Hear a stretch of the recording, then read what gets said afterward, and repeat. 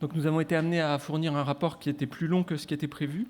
Et je voudrais m'en excuser auprès de la commission, mais il faut admettre que le champ d'investigation était quand même particulièrement large.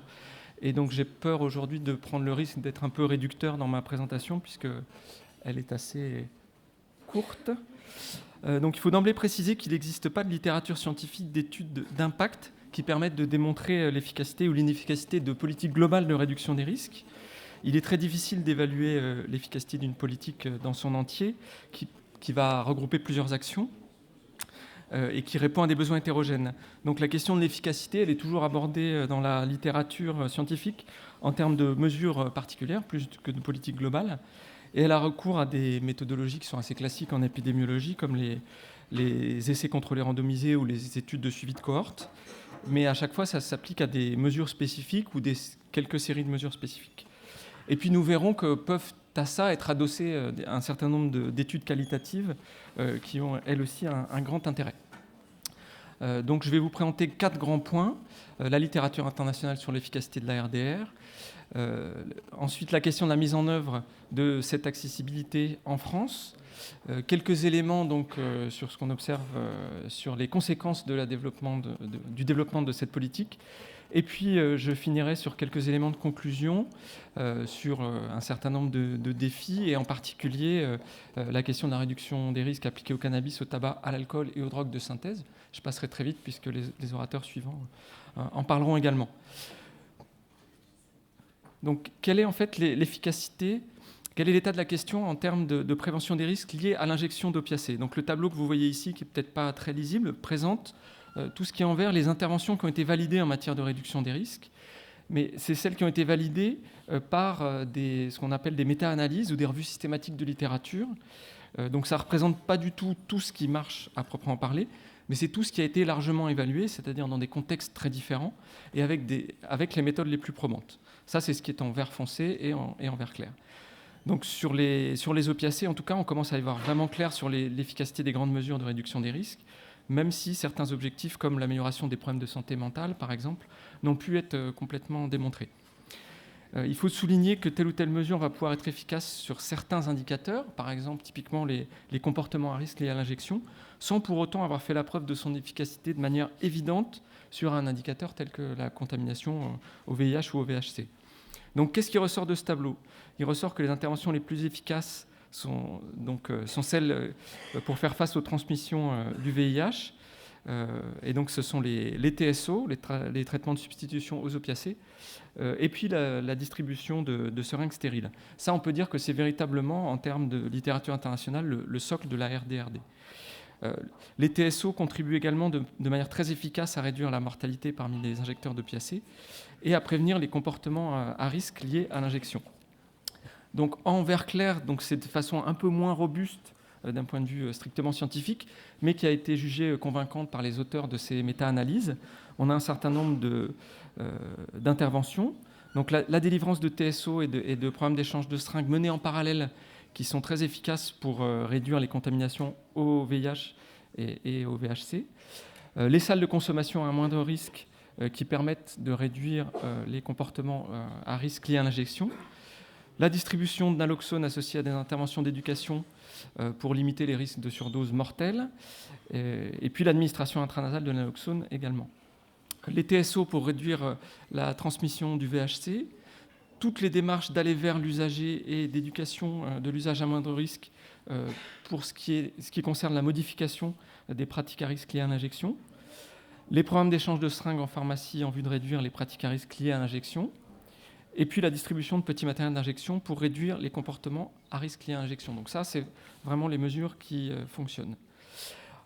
Ensuite, il y a quelques interventions qui s'adressent aux injecteurs d'opiacés et qui n'ont pas été validées sur ces modèles de méta-analyse. Les éléments disponibles dans la littérature sont insuffisants pour prouver par exemple que les TSO améliorent l'adhésion au traitement VHC ou qu'ils contribuent à des meilleurs résultats du traitement VHC. On peut revenir aussi sur les enjeux en termes de recherche, donc les zones sur lesquelles il serait encore intéressant d'avoir de la recherche au niveau international. C'est notamment tout ce qui concerne l'injection des stimulants. Il y a beaucoup moins d'études que pour les opiacés. Or, ce sont des pratiques où le rythme d'injection est souvent beaucoup plus élevé, donc des prises de risques particulières sur lesquelles on manque de littérature internationale. Et puis tout ce qui concerne les comportements à risque autres que l'injection, typiquement le sniff, l'inhalation. Là, les conclusions des auteurs des méta-analyses sont moins formelles que sur les interventions que j'ai présentées précédemment. Donc pour conclure sur ce point, le plus souvent, chaque intervention de RDR est évaluée de façon individuelle, mais on doit rappeler que l'OMS préconise dans ses recommandations un ensemble complet de mesures. Et il faut aussi souligner que malgré un niveau de preuve scientifique parfois faible, il peut y avoir des recommandations fortes fondées sur des accords d'experts qui s'appuient par exemple sur d'autres facteurs comme les rapports bénéfices-risques ou les rapports coût-efficacité. Et par exemple, l'OMS a formulé des recommandations fortes sur des programmes de distribution de naloxone à une période où le niveau d'évidence scientifique n'était pas si fort que ça, était plutôt faible.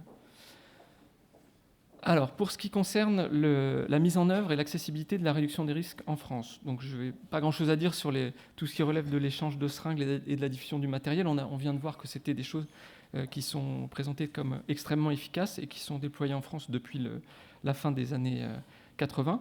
Je voulais juste dire un mot rapide sur les enjeux actuels. Donc le déploiement d'un PES postal par l'association SAFE depuis 2011, donc qui est vraiment un programme qui propose un envoi gratuit, personnalisé, assorti de messages de réduction des risques vers des consommateurs qui ont des difficultés d'accès. Et puis, un peu dans le même ordre d'esprit, les antennes mobiles des CARUD, qui sont aussi des initiatives efficaces pour aller vers les usagers. Alors là, il n'y a pas d'évaluation à proprement parler en termes de méta-analyse de ce genre d'intervention, mais en tout cas, ça va complètement dans le sens de l'aller vers, qui, lui, a été identifié comme une nécessité. Donc l'autre enjeu, c'est l'adaptation des outils aux besoins. Il faut souligner ici tout l'intérêt des études ethnographiques qui permettent, par exemple, d'améliorer les compositions des kits d'injection pour être au plus près de ce qu'attendent les usagers pour qu'ils les utilisent vraiment. Alors, pour revenir sur le déploiement des TSO en France, donc le modèle français de substitution, il apparaît, vous le savez, très singulier, avec une présence importante de la BHD, et puis la méthadone, soit en second recours, soit pour les usagers les plus précaires. Mais du coup, il faut voir que la France a du coup un des taux de substitution les plus élevés d'Europe. Alors on ne le dénombre pas avec une très grande précision, mais on est autour de 160 000, 170 000 patients sous TSO en France, ce qui est plus important que dans la plupart des pays d'Europe. Donc, vous voyez sur le graphique là, la prédominance de la BHD, ça représente presque 70% de l'ensemble. Mais avec la conférence de consensus de 2004, il y a un certain rééquilibrage en faveur de la méthadone depuis donc une dizaine d'années. Alors il y a d'autres options thérapeutiques qui sont envisagées. Le recours au sulfate de morphine qui pourrait être dans un cadre mieux balisé que ce qu'il est actuellement. Et puis on a parlé un peu ce matin de substitution injectable, programme d'héroïne médicalisée. Là-dessus, on ne dispose pas non plus de grandes méta-analyses probantes. Donc, dans les dispositifs innovants qu'on peut évoquer en France, donc il y a un engagement actuellement dans le développement des tests rapides d'orientation diagnostique, les TROD, afin de favoriser une pratique régulière du dépistage du VIH et puis surtout du VHC. Et donc ces tests ont donné lieu à une abondante littérature sur leur efficacité clinique, sur leur acceptabilité, sur leur capacité aussi à élargir le dépistage à des individus qui se sentent les moins concernés, et également sur une capacité à modifier le parcours des individus qui sont testés positivement en termes d'examens complémentaires. En revanche, il n'y a pas d'études qui ont montré l'impact des TROD en termes de diffusion des épidémies de sida et d'hépatite C. Donc, par faute de temps, je ne reviendrai pas sur les salles de consommation à moindre risque qui seront, je pense, largement évoquées ici, mais dont on a déjà parlé en termes d'efficacité. Juste un mot sur d'autres dispositifs innovants. Donc le programme AERLI, qui est un programme d'apprentissage à destination des injecteurs, des pratiques d'injection à moindre risque, et dont l'évaluation très récente a montré une diminution des pratiques à risque et une baisse de la présence des complications au niveau du point d'injection, qui était un des objectifs de cette intervention, mais je laisserai Patricia Carrieri en parler, elle reviendra certainement là-dessus tout à l'heure.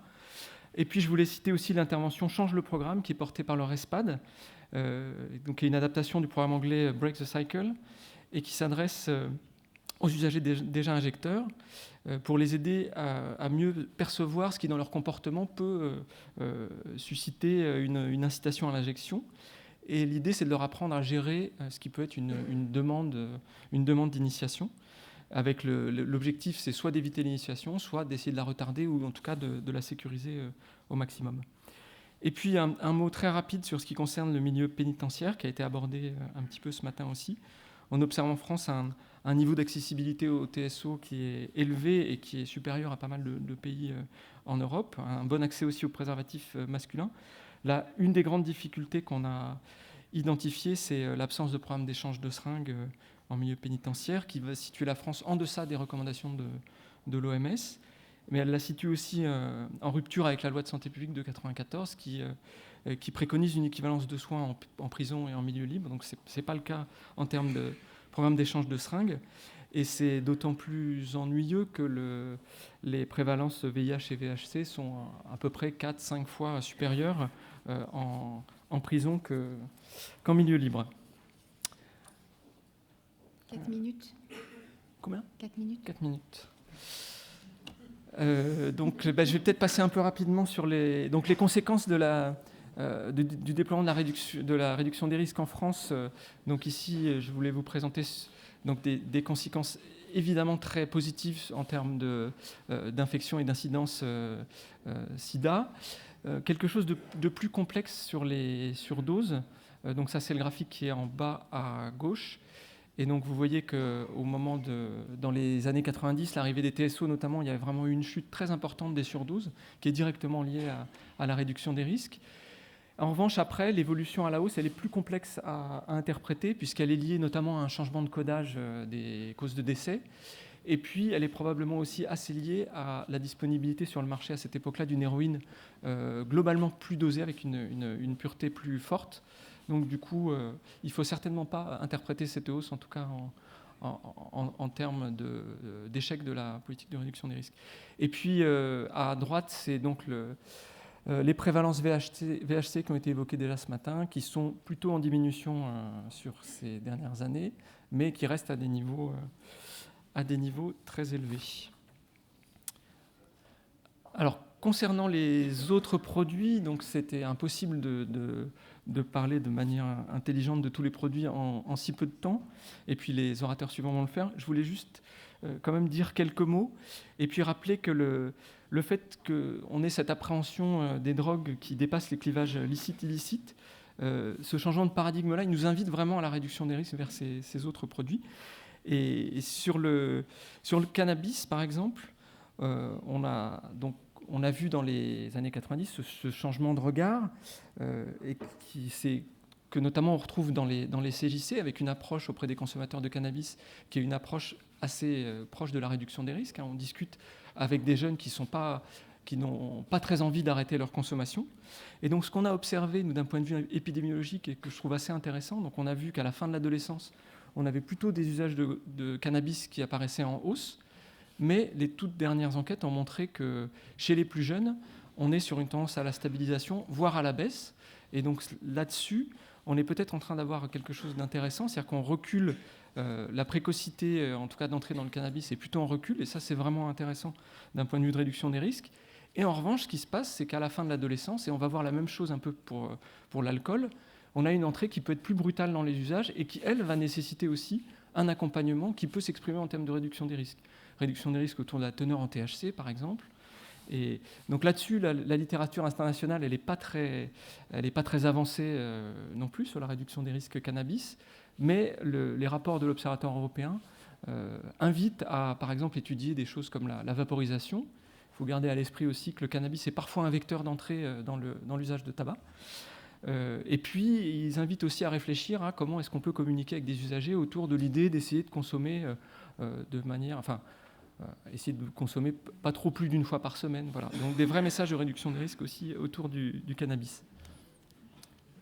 Je vous invite à conclure. 1 minute. Bon, donc je vais passer sur l'alcool.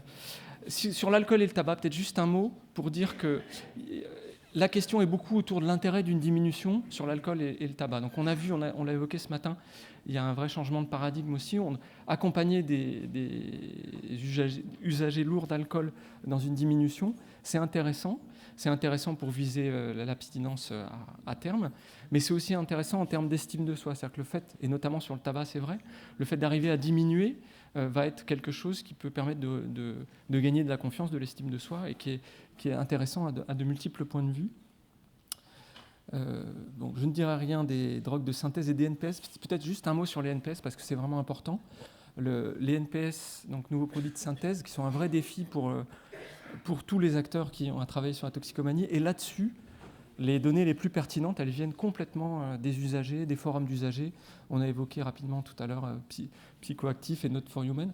L'information la plus pertinente, elle est sur ces forums-là. Donc nous, il faut s'en saisir et arriver à proposer aussi des messages de réduction des risques autour de ces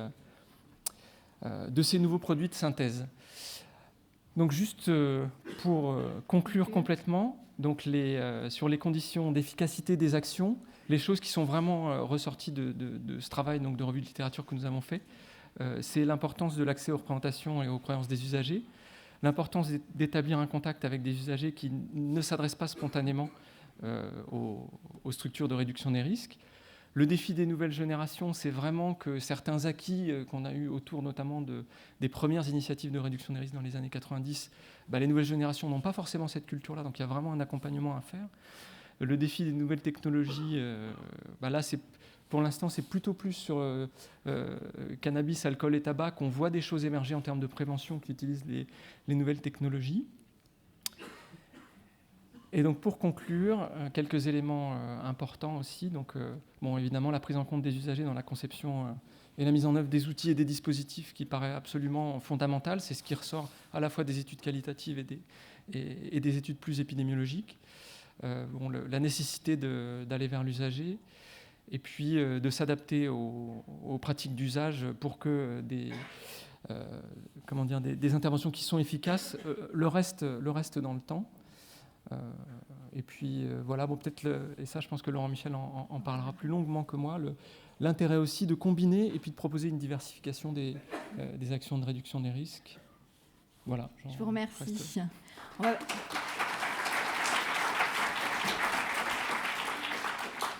On va passer aux questions de la salle.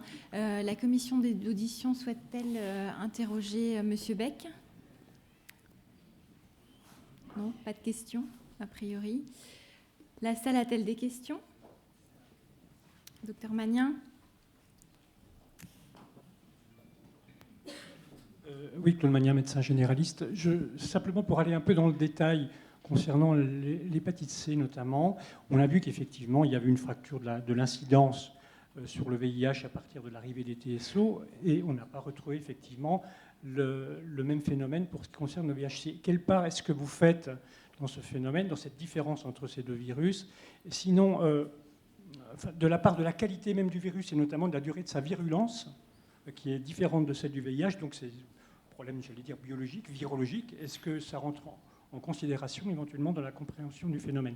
La deuxième question, qui n'est pas très éloignée, le fait qu'aujourd'hui le VIH soit devenu globalement, et pour aller vite, une sorte de maladie chronique, puisqu'elle est contrôlée par les thérapeutiques d'une part, et que d'autre part, il existe des thérapeutiques également très importantes et très efficaces contre l'hépatite C. Est-ce que ces deux phénomènes-là ne viennent pas, en quelque sorte, perturber un peu les messages de réduction des risques ? On avait une autre question, là, la dame en vert.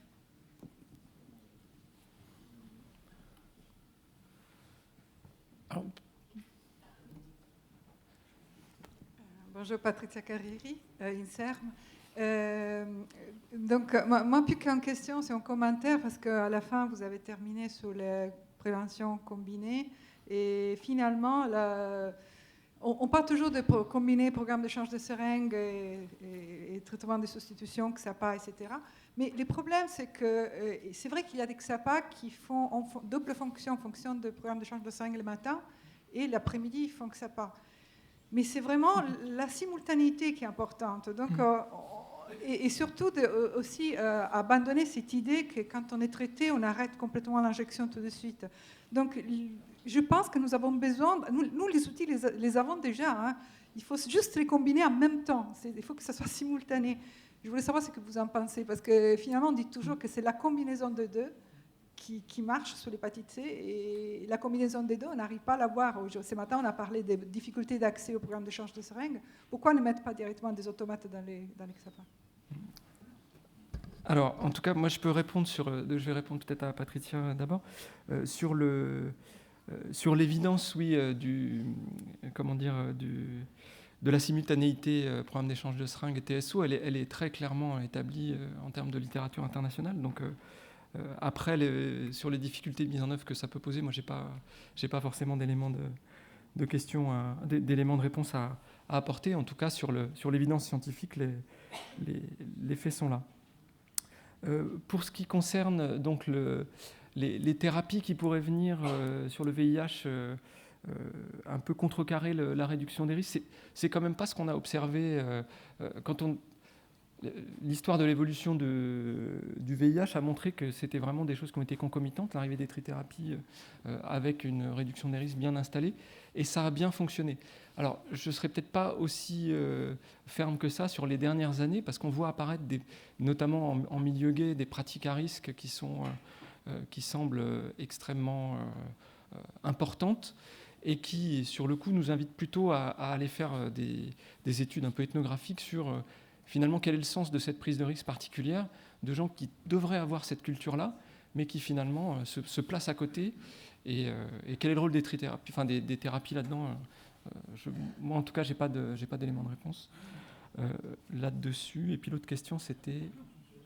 Par rapport au VHC. Ah oui, VHC. alors oui, effectivement, sur le VHC, il y a un enjeu important à ce que le dépistage soit répété très fréquemment dans le temps. Et ça, c'est quelque chose aussi qui n'est pas forcément perçu par les usagers. C'est-à-dire qu'on fait un dépistage, on sait qu'on est séronégatif, mais voilà, il y a une importance à essayer de faire ça. Je crois que les recommandations, ça doit être tous les 6 mois, mais en tout cas, c'est effectivement un point assez important. Donc une question, Madame Bernard. Sur la question de l'alcoolisation festive, massive et festive, qu'est-ce qu'on a comme information par rapport aux évolutions dans les autres pays européens et en France?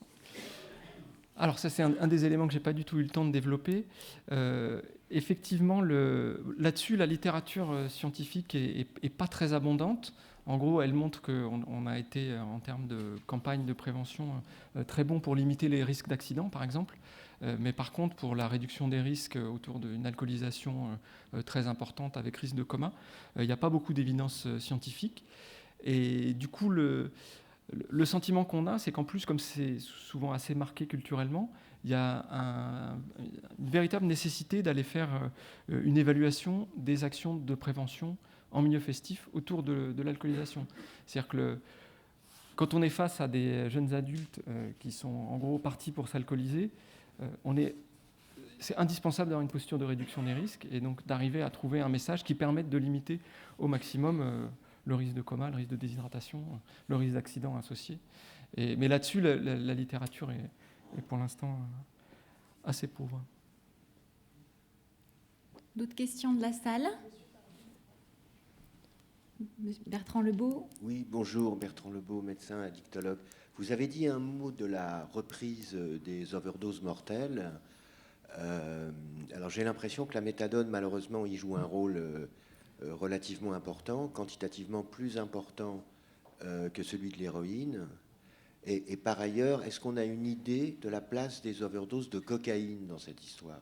Ou est-ce que c'est tout à fait négligeable? Alors non, la cocaïne, c'est pas négligeable, c'est en légère hausse, mais ça reste à des niveaux qui sont quand même assez bas. Concernant la méthadone, effectivement, il y a pas mal de surdoses à la méthadone, et ça, on peut l'observer quand on compare avec les autres pays européens qui ont des programmes méthadone plutôt plus développés qu'en France, pas de buprenorphine. Et là, on voit que les surdoses dans des pays assez proches, en Allemagne, je crois, sont nettement supérieures à la France. Donc, du coup, il y a effectivement une question assez cruciale autour de ces surdoses à la méthadone, mais ce qu'il faut voir, enfin, l'analyse qu'on en fait, nous, c'est que s'il n'y avait pas de méthadone, ça correspondrait très vraisemblablement à des surdoses à l'héroïne aussi. Donc, en tout cas, Voilà ce que je peux dire là-dessus. D'accord. Une autre question, je crois. Non, c'est bon. Question de la salle à nouveau? Non. Gabriel, as-tu des questions des personnes qui nous regardent derrière leurs écrans? Alors les questions tombent au fur et à mesure, et je pense que certaines sont en lien encore avec les débats de ce matin. Une question d'importance pourtant qui est tombée à 14h09. Vous êtes en retard, vous reprenez quand? Normal. Normal. Une question, je pense, qui concerne peut-être les débats qu'on a eus ce matin. On a parlé des jeunes, et un internaute simplement fait remarquer qu'on n'a pas parlé de l'école. Je pense qu'on reviendra sur cette question-là dans les temps qui viennent, cet après-midi et demain. Une question peut-être particulière sur la consommation chez les jeunes fait-elle changer les mentalités sur la législation? Je pense qu'on aura des réponses aussi au fil du temps, mais Oui. c'en est une aussi. Alors, la consommation des jeunes ferait changer la législation? Ce que vous avez dit tout à l'heure sur, il y a une précocité des consommations, ou qui bouge en tout cas, on va le dire comme ça. Est-ce que la législation, j'interprète la question, est-ce qu'elle va s'adapter à ces changements? Alors, la législation, déjà, moi, je ne peux pas trop faire de prospective, mais en tout cas, sur ce qu'on a observé ces dernières années, la législation a cherché, notamment la loi HPST, à retarder, c'est ce que je disais, l'entrée dans les usages, en lien avec notamment ces histoires de maturation du cerveau. Et donc, du coup, tout ce qui concerne la dénormalisation de l'alcool et du tabac a été porté par ces lois-là, par des interdictions de vente, par des interdictions de publicité. Et ce qu'on est en train de mesurer avec ce recul de la précocité, c'est probablement une certaine efficacité de cette manière d'aborder les choses. On est face à des générations pour qui allumer une cigarette est un geste moins banal que les générations précédentes, et probablement ça se joue un peu de la même manière sur l'alcool. Et donc, il y a ces lois qui sont effectivement complètement centrées sur la jeunesse. Tu as d'autres questions, Gabriel? Non, c'est bon. Des questions encore de la salle ou on passe à la prochaine? Non. Merci. Donc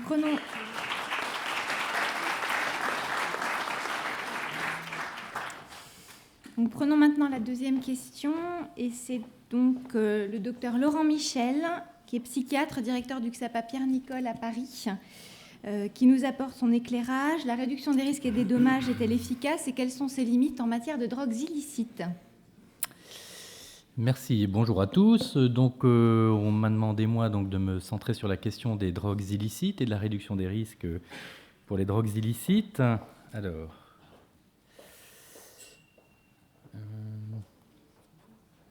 voilà.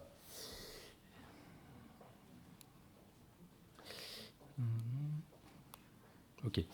Donc, je me suis basé bien sûr sur la littérature. On me demandait aussi de donner mon point de vue sur la question.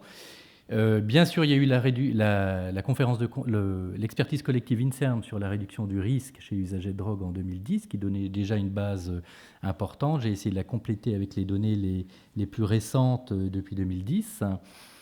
Pour ce qui est de la manière de traiter la question, je dirais que j'ai repris un petit peu ce qui remonte au décret du 19 avril 2005 sur la réduction des risques en France, et qui cible un peu les objectifs de la réduction des risques, donc très centré, comme on l'a déjà dit, sur le risque infectieux, donc prévenir les infections sévères. Enfin, je vous relis pas tous les objectifs, mais c'est sur cette base-là que j'ai un petit peu traité la question, sachant que avec les quelques minutes qu'on a, évidemment, je m'efforce d'être synthétique pour qu'on puisse discuter ensuite.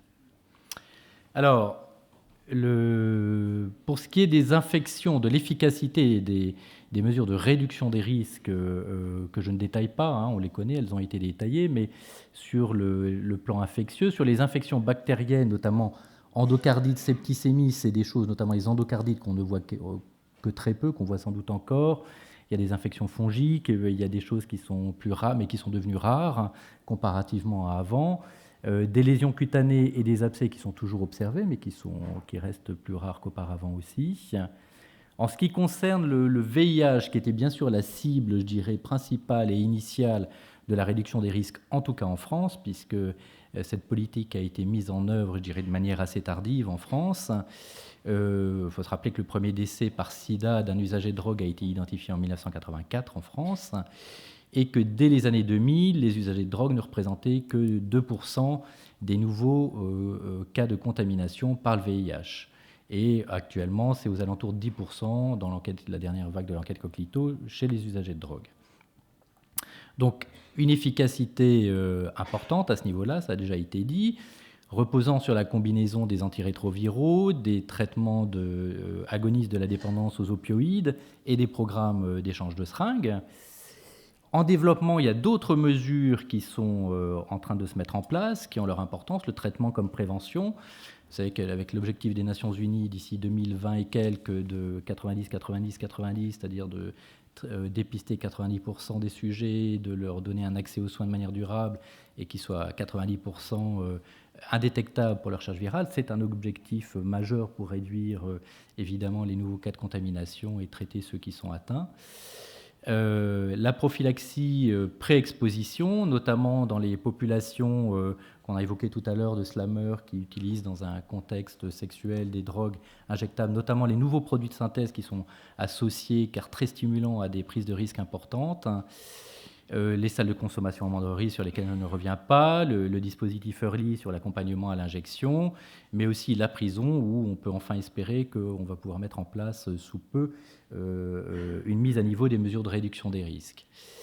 Ce qui apparaît globalement dans ces éléments, c'est que ce qui compte, c'est une prise en charge globale et souple, adaptée aux caractéristiques des populations cibles. Donc, on évoquait la transposition d'un pays à l'autre des mesures de réduction des risques. Je crois que c'est vraiment l'adaptation aux besoins des populations à risque, avec des facteurs structurels qui jouent un rôle considérable. Marie Geoffroy aussi l'a dit tout à l'heure, sur le modèle faible de réduction des risques en France, avec une forte criminalisation, une forte médicalisation de la prise en charge. Pour les stimulants, et là, bien sûr, cocaïne, mais aussi les nouvelles drogues de synthèse, c'est une problématique bien plus complexe, ça a déjà été dit. Il n'y a pas de traitement de substitution, en tout cas pour l'instant. Il y a des comportements plus à risque liés au caractère compulsif, plus marqué des pratiques d'injection ou aussi liées aux pratiques sexuelles associées. Il y a la question des seringues à faible espace mort, qui est réellement une question importante pour les injecteurs. Limite, c'est certaines populations cibles qui restent à haut risque. Alors, il y a les migrants, il y a les injecteurs récents, il y a les femmes usagères de drogue, il y a encore des populations qui peuvent être, ou les slameurs, il y a encore des populations pour lesquelles un message spécifique mérite d'être adapté. Le VHC, donc là, l'efficacité est moins marquée. On l'a vu, 60% des usagers de drogue en 2004, 44% en 2011. Certaines méta-analyses les plus récentes montrent aussi qu'il y a une évidence scientifique plus faible. Il faut se rappeler que, contrairement au VIH, le travail Princeps pour les usagers de drogue aux opiacés, le travail de Vandenberg de l'accord d'Amsterdam a été publié en 2007, donc c'est 10 ans après les traitements de substitution et tout ce qui s'est suivi pour le VIH. Donc c'est des données plus récentes et moins tranchées parce que visiblement c'est plus complexe. Il y a pour répondre à la question de tout à l'heure de Claude Magnien, une contagiosité supérieure à celle du VIH avec des modes de contamination qui sont plus larges, mais aussi sans doute un effet de saturation, c'est-à-dire que la prévalence du VHC est bien plus élevée que celle du VIH chez les usagers de drogue. Donc pour observer les bénéfices, il faut des stratégies à long terme sans doute pour que ça soit clair. Ce qui apparaît aussi, c'est donc, et ça c'était montré dans le travail de Vandenberg, c'est la combinaison méthadone à posologie suffisante, donc pas des doses minimales, mais à posologie suffisante, avec simultanément l'accès au programme d'échange de seringues, donc ce qui sous-entend qu'on tolère et qu'on accepte et qu'on accompagne le fait que les usagers sous méthadone continuent à avoir des pratiques d'injection. Et de fait, en pratique clinique, les gens ne cessent pas de s'injecter à partir du jour où on les met sous méthadone. C'est tout à fait illusoire d'imaginer ça.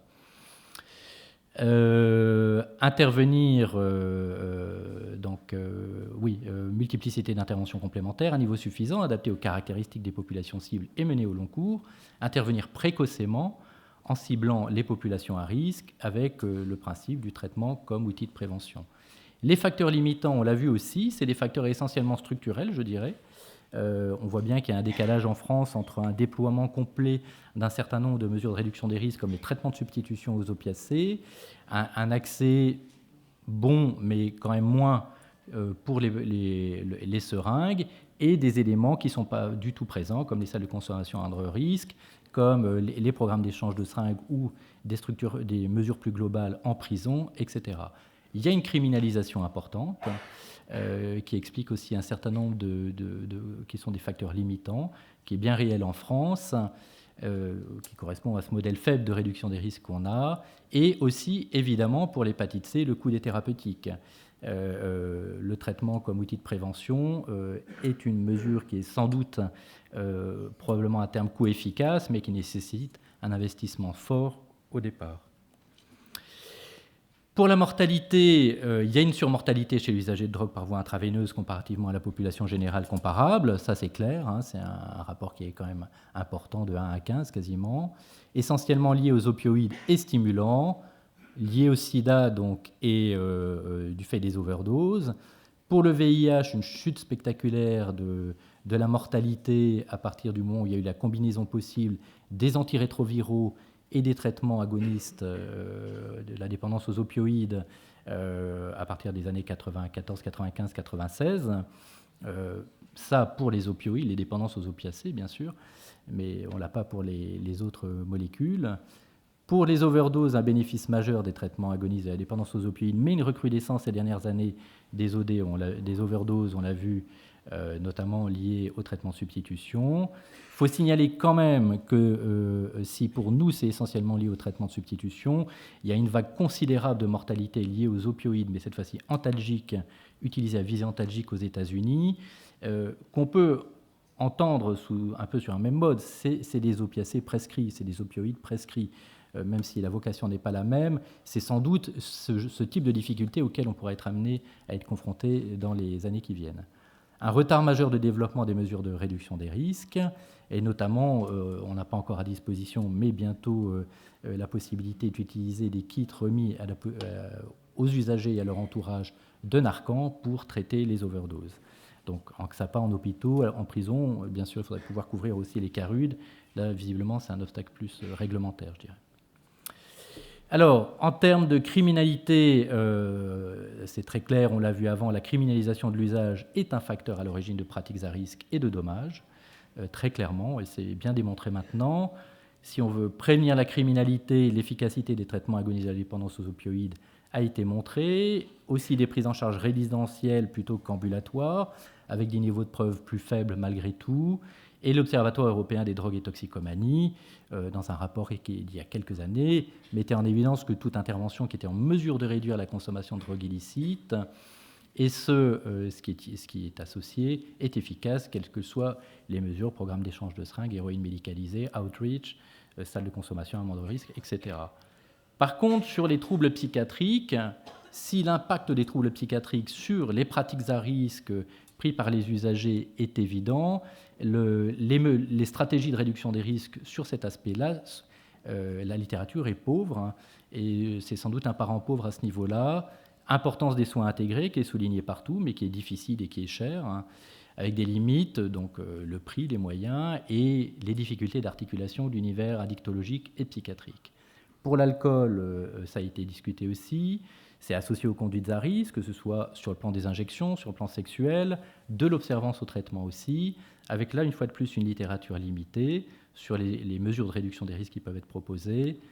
Dépistage, bien sûr, et prise en charge sont essentiels à ce niveau-là, avec là, en termes de limites, sans doute, une banalisation aussi bien en population générale, et on l'a bien vu sur l'assouplissement des législations, des réglementations, que dans les structures spécialisées où l'alcool est souvent pas encore considéré comme une cible majeure, alors que ces patients, finalement, ont des chances, notamment s'ils ont des hépatites C, à terme de décéder de ce problème-là. 4 minutes. Combien ? 4. 4, bon, là c'est bon, parce qu'on est déjà à la conclusion. Alors, si on doit conclure sur la réduction des risques et des dommages, elle est bien documentée sur le VIH, moins documentée pour le VHC, avec de toute évidence une importance majeure de combiner les interventions, une influence de facteurs structurels importante, La mortalité, des mesures efficaces non encore pleinement déployées en France, mais ça arrive. En termes de criminalité, efficacité de différentes mesures démontrées, de manière moins étayée quand même que pour le reste, c'est plus complexe à démontrer aussi. La criminalisation de l'usage et les difficultés sociales associées sont déterminants, sont des éléments déterminants. Alcool et troubles psychiatriques restent les parents pauvres, aussi bien en termes d'intervention que de littérature. Alors, si on peut en dire quelque chose finalement, je dirais qu'en termes d'efficacité de la réduction des risques et des dommages, clairement, à travers les méta-analyses, les différentes synthèses qui peuvent être fournies, c'est un effort durable de déploiement à un niveau suffisant. Et le niveau suffisant a son importance, c'est-à-dire que quand on regarde le déploiement au niveau international des mesures, ne serait-ce que des programmes d'échange de seringues, on voit la différence qu'il y a dans certains pays où il y a certes des programmes d'échange de seringues, mais une accessible tous les mois par usager, et d'autres niveaux où vraiment il y a un accès extrêmement large aux seringues, en sachant que le niveau d'efficacité était situé à peu près, si je me souviens bien, à peu près 10 seringues par an pour au moins 50% des usagers de drogue. C'était à partir de ce moment-là qu'on commençait à avoir un bénéfice important. Donc il faut quand même un niveau de couverture suffisant et de mesures combinées, donc ça on l'a vu, et intégrées avec le soin. C'est-à-dire effectivement, comme le disait Patricia Carrieri, combiner les interventions et pas les poser l'une à côté de l'autre, ce qui est la réalité de beaucoup de structures où on a du mal à faire encore actuellement, du fait de la culture de prise en charge addictologique, passer à faire conjointement les deux interventions. Et en ciblant de manière souple et en répondant aux besoins des populations les plus vulnérables. Donc, intégration d'un modèle fort de réduction des risques et des dommages dans les politiques de santé publique qui prime sur la criminalisation de l'usage, souplesse et adaptabilité des dispositifs et des outils, développer des options nouvelles. On a des options qui sont potentiellement présentes, pour lesquelles les critères d'efficacité sont difficiles à établir parce qu'on n'est plus dans du on-off, oui-non, sur des réponses spécifiques, mais parfois on travaille sur la nuisance sociale, on travaille sur la qualité de vie, on travaille sur la réponse aux attentes des usagers. Évidemment, c'est des critères plus complexes que les critères classiques. Prise en charge des troubles psychiatriques et de la consommation problématique d'alcool sont importants, et très probablement, plus la littérature se fournit à ce niveau-là, plus ça paraît clairement que l'une des principales mesures de réduction des risques, ce serait sans doute de décriminaliser l'usage, enfin le dépénaliser, pour qu'il y ait moins de conséquences sociales et, à terme, de conséquences sanitaires de l'usage de drogue. Voilà.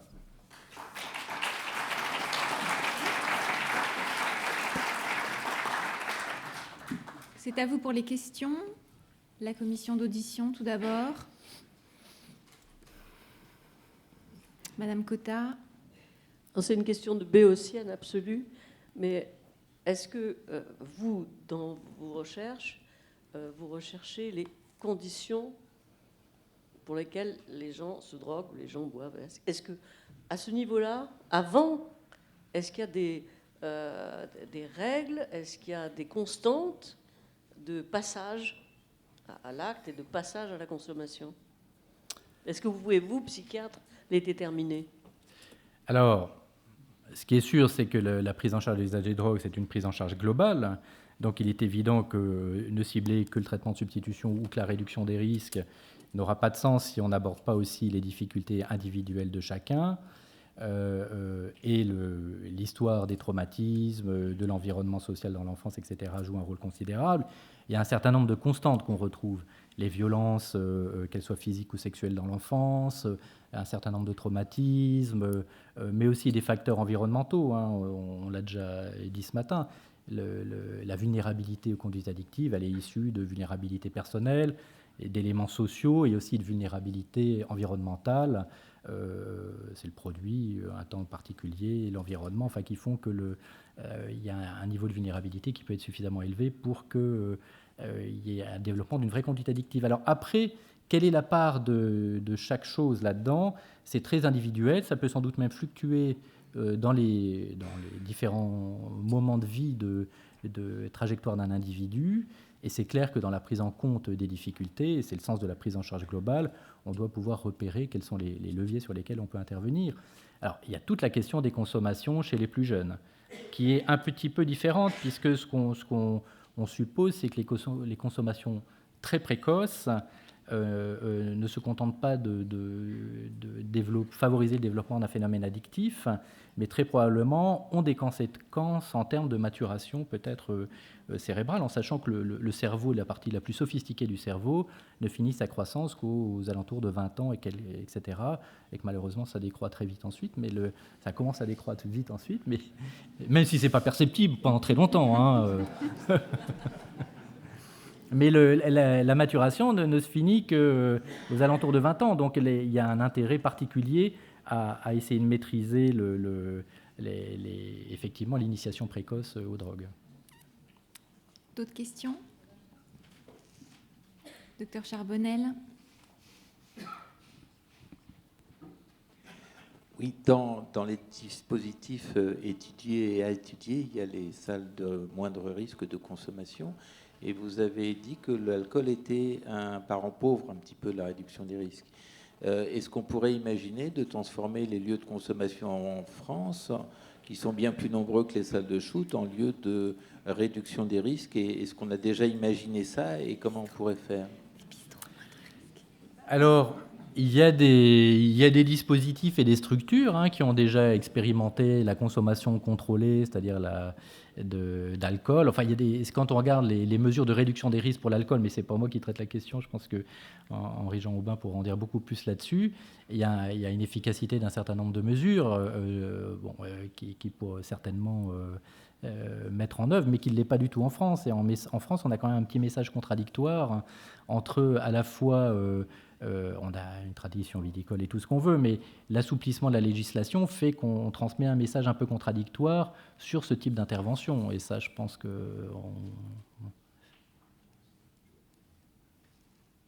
D'autres questions? Madame, monsieur?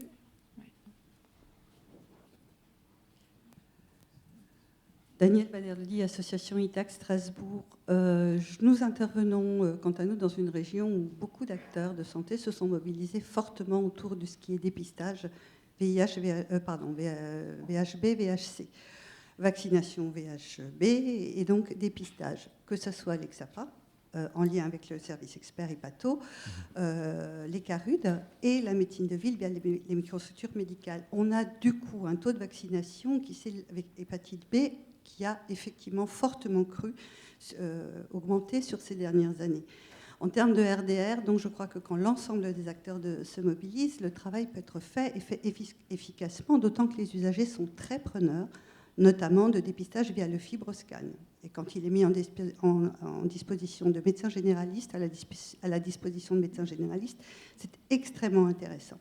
Ceci dit, Laurent, est-ce que tu as des éléments précis sur ce qui freine l'accès au traitement des usagers? Parce qu'en termes de RDR, il y a là quelque chose d'extrêmement intéressant, puisque les traitements hépatite C guérissent bien, et on continue à constater que les usagers de drogue, qui sont les plus concernés par la pandémie, sont les moins favorisés quant à l'accès au traitement.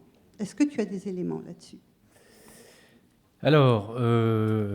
Docteur Michel, on va prendre la deuxième question et puis on fera la réponse. Okay. Il y avait tout devant. Oui, Pierre Bello, Direction Générale de la Santé.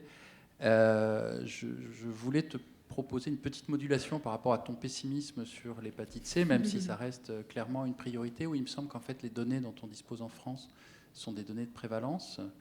Donc on n'a pas de données précises d'incidence sur l'hépatite C. Et en fait, quand on s'intéresse aux données de prévalence sur les tranches jeunes, on observe qu'on a quand même une prévalence nettement inférieure, sachant que la contamination normalement survient très rapidement après le début de la consommation.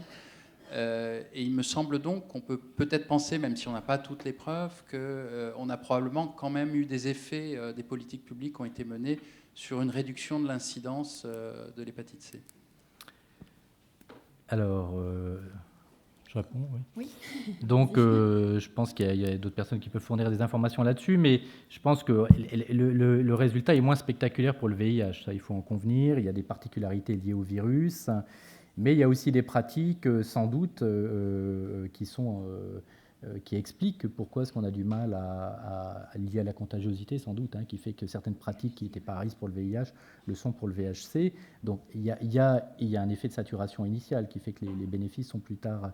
Je ne dis pas que c'est un échec, mais je pense qu'il y a un bénéfice qui est moins net à apparaître, et que sans doute, vu la complexité de l'intervention pour le VHC, les facteurs structurels jouent un rôle plus important que pour le VIH.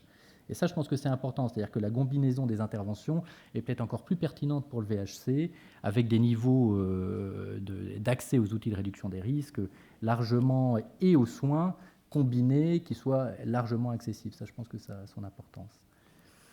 Pour les usagers qui continuent à avoir des difficultés à accéder aux soins, alors, les réseaux des microstructures est bien là pour montrer qu'il y a un certain nombre de dispositifs qui permettent à des gens qui n'auraient pas forcément envie sinon d'accéder aux soins, parce que aller dans un XAPA, il y en a qui n'ont pas envie, il y en a qui n'ont pas envie, surtout dans des endroits où il y a moins d'anonymat et de confidentialité, parce que c'est des petites villes ou autres, de se retrouver confrontés à l'environnement des usagers. Il y a aussi des endroits qui ne sont pas encore complètement couverts par la possibilité d'avoir accès à un médecin prescripteur. C'est l'intérêt de l'enquête Métaville et de la primo-prescription en médecine de ville pour permettre qu'il y ait un développement. Est-ce que les médecins s'en saisiront ou ça on verra, mais c'était pas ça? Non, ma question concernait l'accès au traitement. Ah, d'accord. Accès au traitement hépatite C.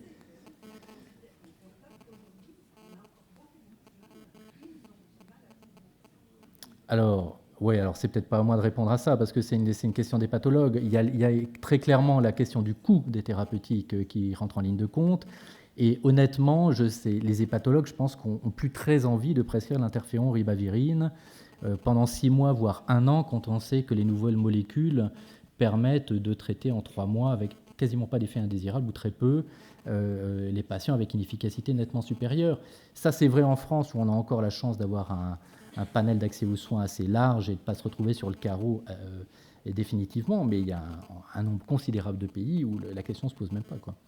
Donc ça, c'est clair. Mais là, je pense qu'on est vraiment dans une... À partir du moment où la question du coût-efficacité sera clairement établie, mais simplement, il faut débourser la somme initiale, je pense. Enfin, je ne suis pas économiste de la santé. Mais... On va prendre d'autres questions. Il y en a 2 là sur la gauche. Après, il y aura Xavier Acnine au milieu. On va prendre les 2, tu répondras aux 2. Oui, Valère Rogissard, est-ce qu'il est possible d'émettre l'hypothèse suivante, à savoir que ce qui a fonctionné avec le VIH, c'est effectivement la mise à disposition de matériel, la mise à disposition des ARV et en même temps les traitements de substitution. Est-ce que si on proposait à 100% des patients, des personnes touchées par le VIH-C d'être traitées, est-ce que ça pourrait avoir une petite efficacité par hasard ? La deuxième. Il y avait une deuxième question là. Oui, merci. Question brève. Je reformule la question du professeur Sica tout à l'heure, qui était sur le mésusage de la buprenorphine. Il faut effectivement éclaircir la question. Le mésusage du Subutex. Quelle question sur le mésusage du Subutex? Les mésusages, effectivement, quand les traitements sont mal prescrits, ça amène à affecter la revente et les injections. C'est les problèmes, effectivement, qui tâchent le traitement substitutif des opiacés. Alors, d'abord, pour répondre à la première question, moi, en tant qu'addictologue, ça ne fait pas un pli. Si on peut mettre tout le monde sous traitement VHC, c'est la meilleure manière d'éteindre le virus et la charge communautaire. Ça, on est bien d'accord là-dessus, la charge virale communautaire. Maintenant, je sais on le sait tous que les enjeux ne se limitent pas au bénéfice de santé publique et que c'est d'autres enjeux. Donc évidemment, c'est clair que c'est Mais je pense que ce message-là, il va assez vite faire son chemin et qu'on va avancer là-dessus. Après, sur le mésusage du Subutex, on a un taux de couverture par les traitements agonistes dépendance aux opioïdes qui est particulièrement important en France. Il y a effectivement des pratiques de mésusage chez les usagers de drogue. Il semble quand même qu'elles soient un peu moins fréquentes qu'au tout début et que ça soit je dirais, quelque chose qui soit un peu mieux encadré, un peu mieux calé. C'est clair que la formation des médecins, elle joue un rôle considérable, mais de tous les médecins, hein, c'est pas, je veux dire, c'est l'affaire de tous. Hein, c'est pas uniquement des médecins généralistes, c'est l'enseignement de la dictologie au cours des études de médecine peut être développé, etc. Il faut que ça devienne un outil de pratique courante. Hein, mais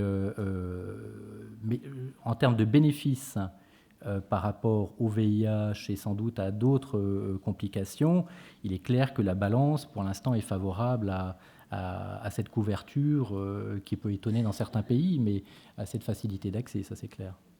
Alors Xavier Aknin, on prendra une question après. Tu as une question, Gabriel, c'est ça? Des internautes. Et Béatrice. Oui, si on a encore un peu de temps. Ma première question va être très courte puisque ça reprend celle de Valère. Et effectivement, le rapport Dumont recommande de traiter l'hépatite C chez cette population particulière des usagers de drogue, quel que soit leur stade de fibrose. Donc la question est, pourquoi ne pas appliquer dès maintenant effectivement les recommandations de ce rapport? C'est d'autant que, comme le disait Laurent, les choses changent, puisque vous l'avez peut-être vu comme moi, il y a eu des conclusions, il y a eu un congrès de l'AFEF qui recommande maintenant de traiter tous les patients usagers de drogue, avec l'objectif donc de réduire, j'aime pas trop ce terme, mais le réservoir de virus au minimum. Je crois qu'aujourd'hui, ce serait une mesure de santé publique, à mon avis, qui s'impose. Et la deuxième question, c'est comment effectivement on peut en fait réactualiser le statut sérologique des personnes usagères qui sont suivies. Parce que vous savez que le problème, c'est que même quand les personnes ont pu être traitées et guéries, malheureusement, il y a des écarts de pratique, des écarts d'injection et des recontaminations. Et le problème, c'est que les gens ne sont pas recontrôlés. Donc en fait, la question est comment en fait pouvoir réactualiser ce statut sérologique pour des patients suivis en médecine générale, et notamment comment le faire au moyen des TROD. On n'en a pas encore parlé, mais chez des patients qui ont un capital veineux très limité, je pense que là, ce serait le moyen de réactualiser le statut de manière simple. Merci Xavier. Gabriel ? D'abord, un premier point là, sur les retours des internautes, c'est une grande inquiétude sur l'arrivée de nouvelles substances. Vraiment une grande inquiétude de ce point de vue-là. Et donc, comment la RDR peut se positionner en amont? Comment peut-on pratiquer? Alors, on est bien d'accord. T'as 2 minutes. 2 minutes, oui, je ne veux pas. Mais, et ça, je vais reprendre ce qui vient d'être dit, hein, c'est-à-dire que là où vous avez les meilleurs messages de réduction des risques, c'est sur les forums. Parce que les drogues, elles sortent les unes après les autres, et on en sait peu les conséquences à long terme, si ce n'est que sur les méthamphétamines, sur un certain nombre de catinones très puissantes, on observe des complications au moins psychiatriques qui sont bien réelles, et ça c'est manifeste. Il y a une toxicité cardiovasculaire très probable avec des gens qui sont pris dans des consommations pendant plusieurs jours, qui s'épuisent physiologiquement. Donc il y a des vrais risques associés à ces produits. Maintenant, quelles sont les mesures de réduction des risques? Il y a déjà des messages qui ont été diffusés, il y a des, je dirais, des guides. Alors sur les forums, vous trouverez. Il y a aussi, mais c'est, qui sont des mesures de bon sens, d'espacer les prises, de aménager des espaces de repos, de pas faire ça seul, d'être accompagné. Enfin, il y a un ensemble de mesures de réduction des risques qui sont accessibles à ce niveau-là, mais on est quand même dans un domaine peu défriché. En milieu festif, c'est mieux connu puisqu'il y a eu l'ecstasy, la cocaïne, des produits utilisés dans un contexte particulier. Mais sur ces nouveaux produits de synthèse qui ont des toxicités qu'on ne connaît pas bien encore pour l'instant, hein, donc c'est difficile. On a répondu à toutes les questions. Je suis désolée, Béatrice. Ouais, mais on va passer à la suivante. Je suis désolée.